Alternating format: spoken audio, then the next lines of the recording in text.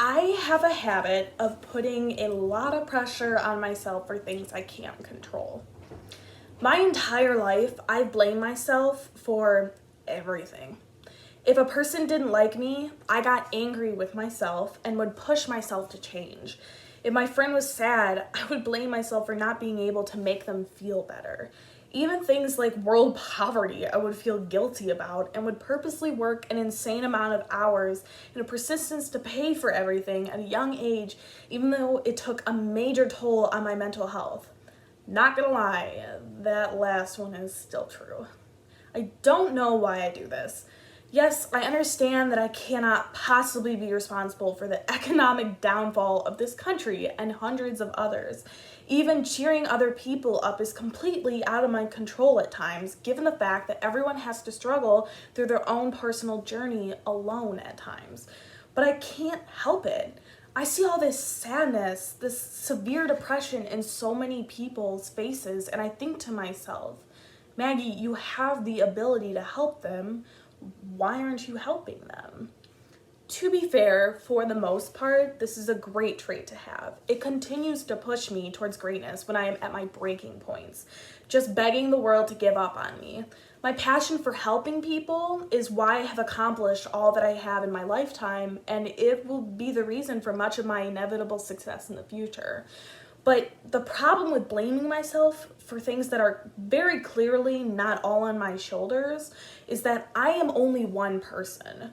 As much as I would like to believe otherwise, there is only so much that I can do, especially as a young person with very little attention. Therefore, when my efforts inevitably only take tiny steps, it leads to a lot of frustration and sometimes even self-hatred. However, the worst part is that this phenomenon doesn't just occur with issues. It happens, like I mentioned before, with people too. I have had a lot of people come and go in my life.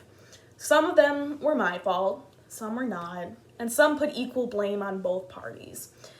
But every single time someone decided that I wasn't good enough to be an active part of their life, or that they didn't want to put in the effort to keep me around, it would absolutely ruin me. Every single person I have been friends with is someone that I, at some point or another, held a lot of respect for. So when they suddenly didn't feel the same for me, it felt as though I was worthless. Almost as if I wasn't worthy of love. Now, I know now that that's not true, not in the slightest. I am worthy of love, even if those I want so desperately to love me refuse to do so. But I still have trouble reminding myself that when these awesome relationships end, it's not necessarily my fault. I cannot, for the life of me, get myself to understand that friendships are complicated, and it's not just up to me to keep the love and affection going when it starts to stray. And yet, for whatever reason, that task almost always seems to fall on me. That being said, every day I work to remind myself that no one can predict how things will turn out. People can be cruel, but they can also be loving and wonderful, and the only way to know the difference is to go all in.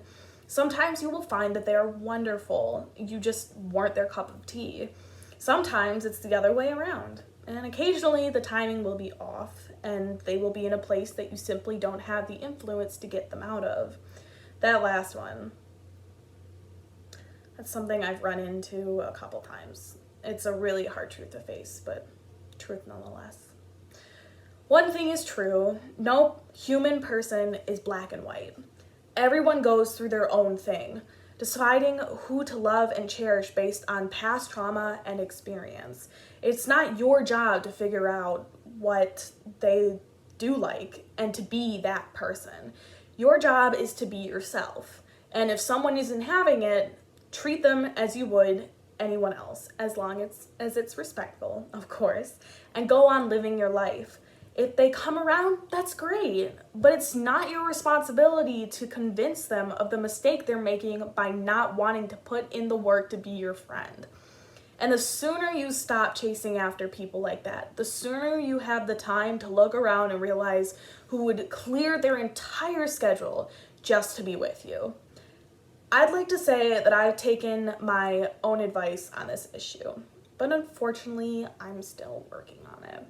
I have, however, gotten a lot better at cherishing the memories and having no regrets when it comes to relationships.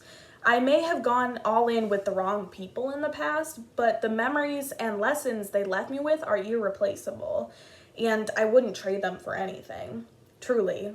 And I hope you can look back and one day feel the same way, because as much as we often hate to admit it, our trauma makes us who we are in this world and guides us towards true self-acceptance. I love you, boo. Take care of yourself.